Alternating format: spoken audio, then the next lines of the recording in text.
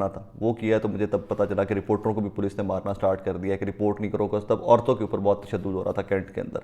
तो हमारे कुछ रिपोर्टर्स हैं, अरसलान, बिलाल मिर्ज़ा, सनी, इन लोगों ने रिपोर्ट किया, तो पुलिस ने इनके मोबाइल भी छीन लिए और उनको मारा भी।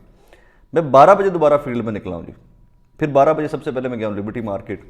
लिबर्टी मार्केट गया हूँ तो वहाँ पर अस्करी टावर है, जिसके बारे में लोगों को गुमान ये है कि वो जनरल बाजवा साहब के बेटे के, हालांकि नहीं। तो अस्करी टावर को आग लगा दी गई थी।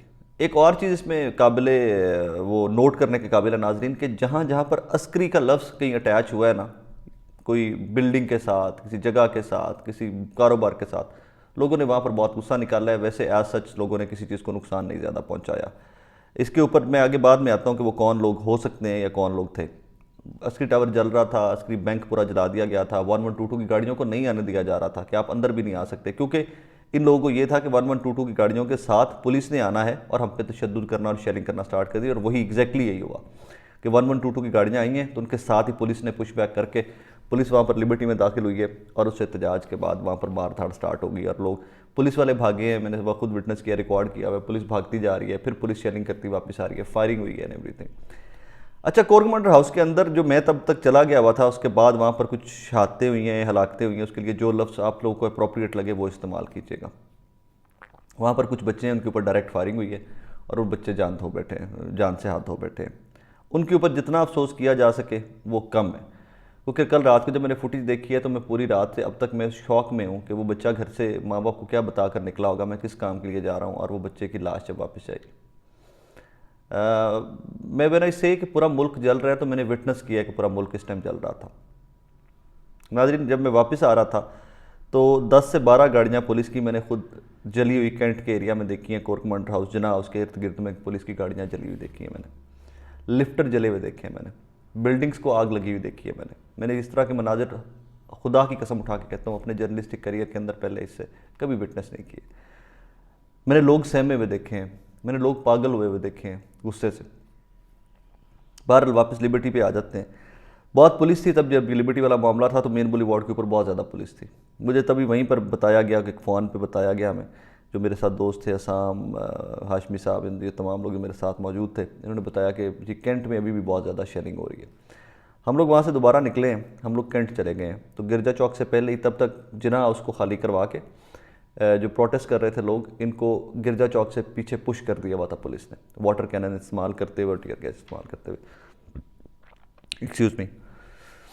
तो जी हम गिरजा चौक से पहले ही पहुंचे हैं, तो वहाँ पर धड़ाधड़ टीयर गैस फेंकी जा रही थी और इधर से ये लोग नारेबाजी कर रहे थे कि वाटर कैनन आगे आती थी, पानी फेंकती थी, टीयर गैस फेंकती थी, ये लोग पीछे हटते थे, फिर ये लोग पुश करते थे, फिर पीछे चले जाते थे। ये मामला सारी रात चलता रहा।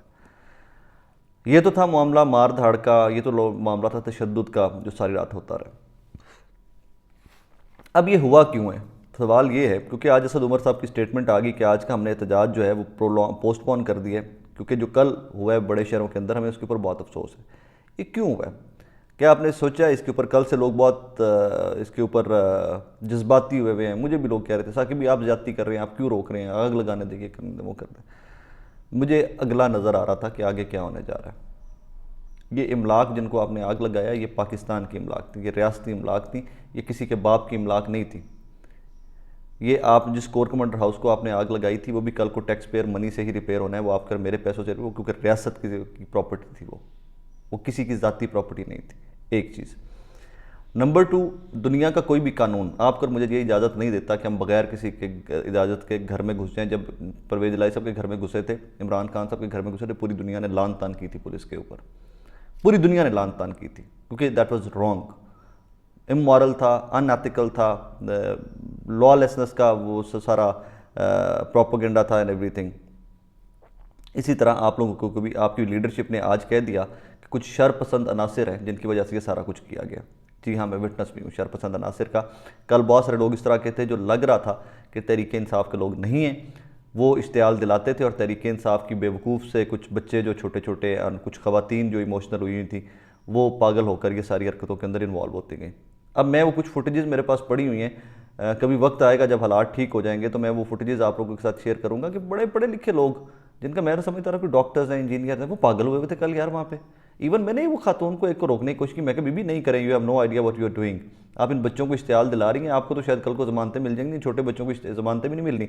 रीज़न ये कि ये तो सारा कुछ सामान भी उठाकर लाकर बाहर फेंक रहे हैं, वहाँ किचन का सामान, वहाँ पर मुझे किसी ने बताया बाद में, मैंने विटनेस नहीं, मुझे किसी ने बाद में बताया कि जो जो जनरल साहब का घर था ये कोर कमांडर वाला, उत्थे एक बच्चा उन्होंने था यूनीफॉर्म चौक के बाहर ले आया और वो यूनीफॉर्म पहन के बाहर आके बाकियों को सल्यूट कर रहा था ऐसे। मतलब अब किसी की, ठीक है गुस्सा था, बिल्कुल ठीक है, लेकिन प्रोटेस्ट अगर पीसफुल होता तो ये पूरी दुनिया में क्या पैगाम जाता कि आपने पहली दफ़ा किसी पार्टी ने कैंट के अंदर इतना बड़ा एहतजाज किया, अगर पीसफुल होता।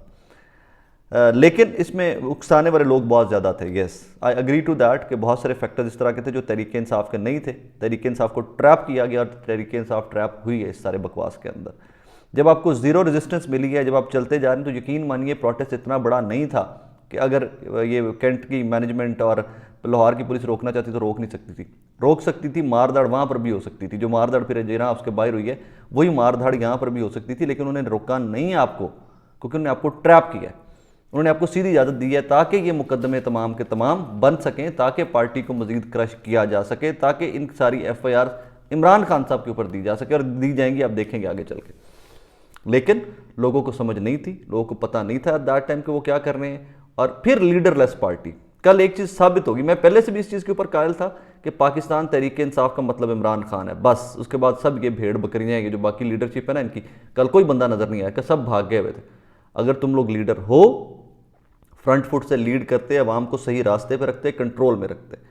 डॉक्टर यास्मीन राशिद वो रूटीन में गाड़ी के ऊपर बैठ के एक वो जो फतह करने वाला एक सीन बनाती होती है कि जिस तरह वो कोई इलाका फतह करने जा रही हैं, जब वहाँ पर लोग कोर कमांडर हाउस में दाखिल हो गए, उसके बाद डॉक्टर साहब गायब होगी, उसके बाद मिली ही नहीं किसी को। इवन मैंने लोगों को कहा यार डॉक्टर यास्मीन राशिद को जाके कहो कि वो कॉल देंगे, निकलो घर से बाहर, जलाओ घिराओ बंद करो, प्रॉपर्टीज़ को, इमलाक को नुकसान मत पहुँचाओ, ये स्टेट की प्रॉपर्टीज़ है। बंदे को उन्होंने कहा जी डॉक्टर साहब है ही नहीं, टुट गया नहीं तो सर। सो कल जो आप लोगों के साथ हुआ है तहरीक इंसाफ के साथ, वो प्लान करके आपको ट्रैप किया गया और ट्रैप हो गए। लेकिन एंड के अंदर मैं सिर्फ इतना कहूँगा कि मेरा मुल्क जल रहा है, आपका मुल्क जल रहा है, इसके लिए दुआ ज़रूर किया करें। दुआ के साथ अल्लाह का वास्ता आपको सेंस भी थोड़ी सी प्रिवेल करनी चाहिए। आप लोगों को बताया करें, राइट लेफ्ट जहाँ बैठते हैं उन लोगों को बताया करें कि दिस इज़ नॉट राइट, ये ठीक तरीक़ाकार नहीं है, हमें ये नहीं करना चाहिए, ये हमारे लीडर की नहीं है, तरबियत नहीं है। अल्लाह का वास्ता आप लोगों को ख्याल रखें अपना। अभी आई थिंक आज के एहतजाज की कॉल जो थी वो पोस्टपोन कर दी गई है असद उमर साहब की जानिब से। एंड में एक और चीज़ बता दूं कि पाकिस्तान तहरीक इंसाफ के पूरे पाकिस्तान में जितने लीडरान हैं, जितने उनके वो इलेक्शन लड़ने वाले उम्मीदवार हैं, सबके ऊपर क्रैकडाउन जारी है, वर्कर्स के ऊपर क्रैकडाउन जारी है। जहाँ जहाँ से जो बंदा मिलेगा उसको उठाकर अंदर फेंका जाएगा और उसके ऊपर वो FIR दी जाएंगी कि उसको आते हुए टाइम बाहर महीनों के हो सकते साल भी लग जाएँ। मार्शल लॉ में इतना बुरा वक्त मैंने नहीं देखा हुआ। मार्शल लॉ मुशर्रफ वाला टाइम, बहुत छोटे थे हम लोग, लेकिन कुछ ना कुछ यादें ज़रूर हैं कि मुशर्रफ वाले मार्शल लॉ में इतना बुरा वक्त नहीं था जो जितना बुरा वक्त हमने देखा है। ये इसके ऊपर लोगों के जज्बात क्या हैं, लोगों के जज्बात क्या नहीं हैं, उसके ऊपर फिर किसी दिन बात की जा सकती है। लेकिन कल रात मैंने अपने जर्नलिस्टिक करियर की बदतरीन रात देखी है, पॉलिटिकल मैटर्स को विटनेस करते हुए बदतरीन रात मैंने ये देखी है। पाकिस्तान में ऐसी रात मैंने कोई नहीं देखी हुई इससे पहले। मेरा मुल्क जल रहा था, मेरे सामने जल रहा था, और अपने ही लोग जला रहे थे। जो इश्तियाल दिलाने वाले भी थे वो भी तो पाकिस्तानी थे ना, बेशरम। अपने ही लोग जला रहे थे, अपने ही लोग एक दूसरे को मार रहे थे, अपने ही लोग शहीद हो रहे थे, अपने ही लोगों के एक दूसरे के ऊपर फायरिंग हो रही थी। और ऐसे ही है, अपना बहुत सारा ख्याल रखें। Thank you very much.